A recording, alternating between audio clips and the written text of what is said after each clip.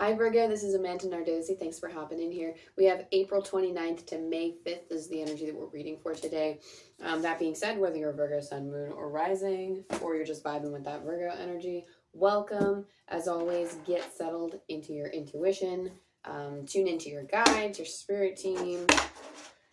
I'm going to thank my own guides for helping me with the reading, for connecting me with the highest love, the highest light. Thank you for helping me connect to the messages that are most empowering for Virgo at this present moment in time. Thank you for keeping me grounded. Thank you for keeping me centered. And thank you for helping me feel into this energy.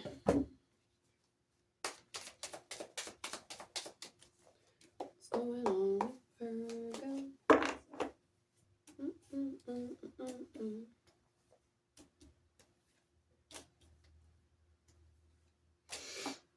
So you have the King of Wands as the focus of your reading, and the King of Wands, it's almost like you are in kind of like a very yang energy direct state. Like you are making manifest, you are making things happen. The king ended up on his throne for a reason. It's because he made decisions that are directed by creativity. He made decisions based on his passion, based on his will. These are all things emulated by the wands. This is something that the king stands for. So when he's up there, he is doing, it's almost like he is like the full embodiment or the full emulation of all of these different traits that he's gunning for, right? So it's almost like I see you wielding your creative powers. I see you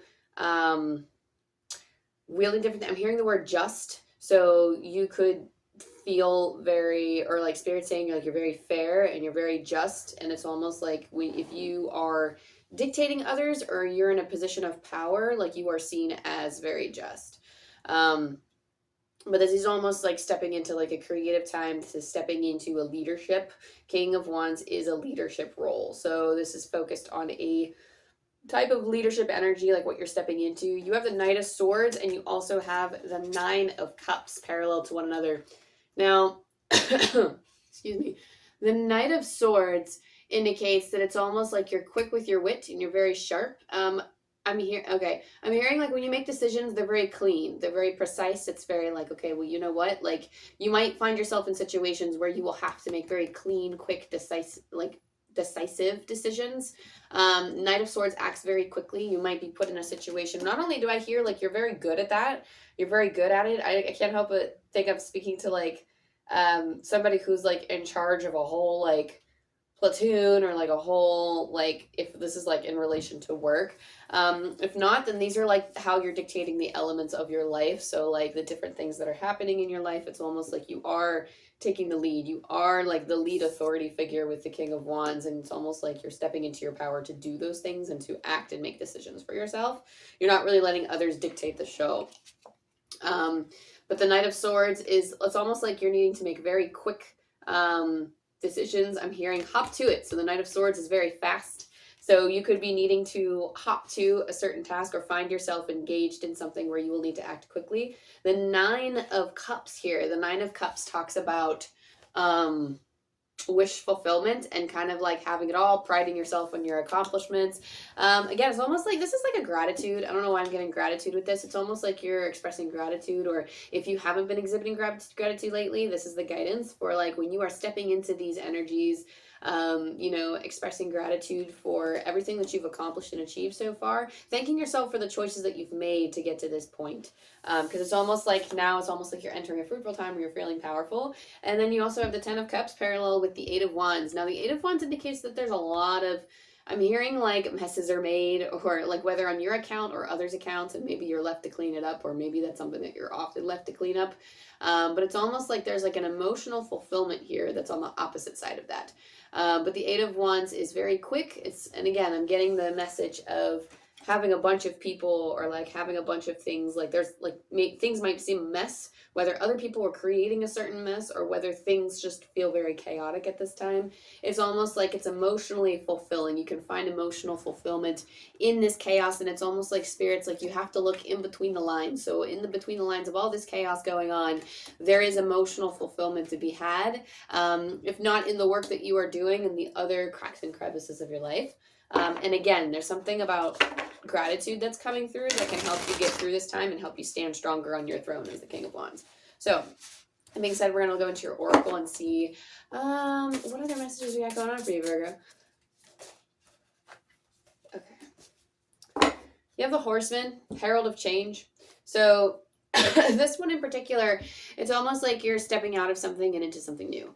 You're stepping out of an old way of doing things. You're stepping into something new. You might be dictated towards change, or not dictated, but you might feel yourself wanting to take certain changes, and it's almost like you are the harbinger of change. Like you are going to be the one responsible for pivoting things and changing things because people look to you as a leader. And it's almost like once you recognize that people see you as a leader and you start acting like it, you will find that you have more followers than you think. I will say that it's almost like some of you don't realize, or it's almost like you're blind to your leadership. And Spirit's like, you actually do have like leadership abilities, and people are, maybe it's because you've expressed opinions in the past, or maybe it's because you work or go about your life in a very assured way, and people look to that and they go, oh wow, like they're not flaky, or like that you'd have seen it appears like you're not flaky. Even if you feel indecisive sometimes, it's almost like other people look to you and they're like, oh yeah, like that's it, that's what I aspire to be. Subconsciously, I feel like a lot of people do this subconsciously, but you might have more followers than you think. So that being said, you also have mountains. Stand your ground. So if you find yourself challenged at this time, just understand that this is something you need to stand your ground on. So again, stepping into that state of power, you will... What's that one quote? I'm sure it's like a very popular proverb, but it was quoted in the Mulan movie once. So no matter how the wind howls, the mountain does not bow to it. I mean, it can't. It won't. It's not in its nature, and it refuses. So it's one of those things where no matter how the wind howls around you, just don't bow to it. Stand your ground. Okay, you have like 3 different cards that wanted to flip over here. Say no when you need to say no. I'm hearing like say no and mean it. Say no and mean it. You also have blessings and abundance. You have a lot of blessings and abundance that they want you to focus on. And it's almost like because that's the focal point, you also have clear, cancel, and release. And I feel like that stems from this no. So say no and mean it. And this could also be just clearing up some of that 8 of Wands energy of being busy and just being chaotic. Saying no can help free up some of that energy, but also saying no can be something like that can be something to stand your ground. So if you want things to change, it's almost like you are the harbinger of change and other people are noticing that you're saying no. And they're like, oh, I don't have to, I don't have to put up with this. It reminds me of like the specific example that feels like it's coming through is like, if you're working at a job and then like they won't hire help and maybe like you're short staffed and you need help, but all they do is just ask people to take extra shifts beyond what they're able to. And people just have a habit of saying yes. And it's almost like because people look to you as a leader, it's not like they are waiting for you to say no, but the minute you say no, that almost causes this ripple effect of people standing up for themselves and saying, wait a second, they said no, and it's almost like that inspires them to say no too. And it's like, actually, but I don't want, it's almost like they're getting in touch with their wants. They're not overworking themselves. They're not going to these shifts that, and people will be forced to be like, oh, okay, well, now we have to prioritize finding help. I find that often those priorities get kind of put off to the side. So that being said, that's just an example of what could be in your situation. But then you have clear, cancel, and release that is also stemming from this no. Say no and mean it. And then also just kind of like get rid of that from your energy. Don't think about it. Try not to vent about it. Don't complain about it because it's out of your energy. It's only in your energy if you invite it and only if you let it stay in your energy. So it's one of those things where it's like, you know what? I'm going to say no and then I'm not going to think about it. And that's almost the energy that Spirit wants you to emulate this time. Also have from this deck,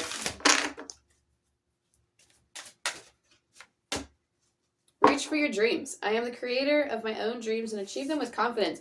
I'm getting that some of you might not actually know where you want to go or what you want to do. And that's where I'm hearing find your purpose. And this is where you would start to explore what lights the fire within. What types of things do you enjoy doing in life? And then start actively doing that. Start dreaming what you could do. It doesn't have to be a career. It doesn't have to make you money.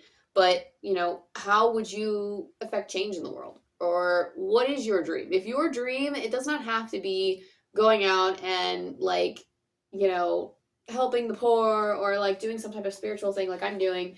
It doesn't have to be going out and being like, oh, well, I'm going to be a doctor. I want to be a lawyer. I want to be a police officer. I want to be an effective change. it doesn't, you don't have to be a catalyst of change in that way. You can literally, your dream can literally be, I want to park it on a beach for the rest of my life. And if that's the case, then that's the dream to work towards. That's the dream that you want to work for, right? So dream up what you would like to do and then figure out a viable way to get there. I follow Ali Abdallah here on YouTube, and there was something that he had posted where he always talks about, it's in his Feel Good Productivity book, and it's also like said a few times in his videos, but he always talks about like the goal versus, so like what is the goal, and then, you know, whether that be a financial goal, whether that be a goal that you're trying to reach. And then it's almost like there's a contrast between that goal and then, okay, where are you at now? What are the steps you need to take, or what are the steps that you can see that you could take to get to that goal? And then oftentimes there's like a lack of knowledge, like in between, of how to get to that goal. And then there's also like a stagnancy of like sitting on it and being like, okay, well, I know the change I need to make, but I don't want to make it, type of thing. And then in that case, you're just stuck and you're reaching for a dream that you're not actively working towards. So actively taking the steps, like, you know, okay, well, if you want to sit on a beach, you want to park it on a beach, fine. So that's all well and good. How can you get there? There are so many ways to get there. So let's review the different ways you can get there. And that's what Spirit wants you to look at, is like, dream around, play in it a little bit, and then how can you bring your heaven to earth? How can you bring that dream down to reality? And then what you need, from this deck, we're going to pull what you need right now. Courage. Let me be open to courageously take the steps that are shown. I feel like a lot of you just need the courage to say no. I think a lot of you also need the courage to be that herald of change for the people around you, and be the herald of change for yourself. It's almost like you're looking to prove something to yourself, of like, I know I've accomplished so much in life. And it's like, I know I've made it so far. And it's almost like sometimes I can't help but feel like when I connect with this energy, it's almost like there's a feeling of being stuck. And Spirit's like, that's okay. We want you to be brave, and we want you to stand up for what you believe in. We want you to actually reach for your dreams. We want to give you the courage to say no, but you need to summon it up from within. You need to kind of like bring up that courage, and they will help encourage that. But you need to bring up that courage from within yourself and actually like make moves on it. You have 715 for your angel numbers. We're pulling from Angel Numbers by Kyle Gray.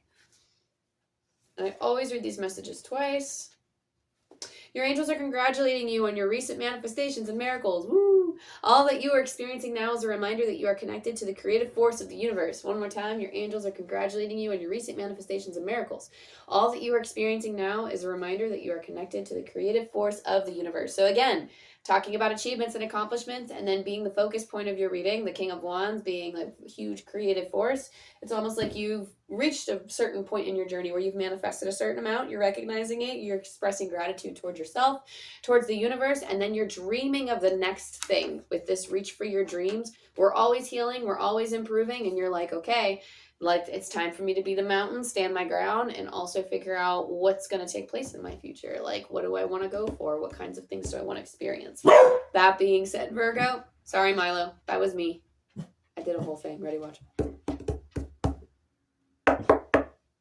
Milo, look, it's me.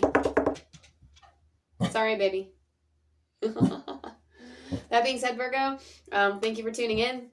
If this resonated with you in any way, go ahead, like and subscribe, and all the things. That way you can keep up to date with me. I do weeklies, I do collectives, and all kinds of other stuff too. So if you want to learn tarot, follow me on Instagram, because I do posts about each individual card, and we dive into depth about the different things that I channel through it, as well as potential traditional meanings that relate to that card, if I typically channel that through. So that being said, I love you, I love you, I love you, and I'll see you next time. Bye.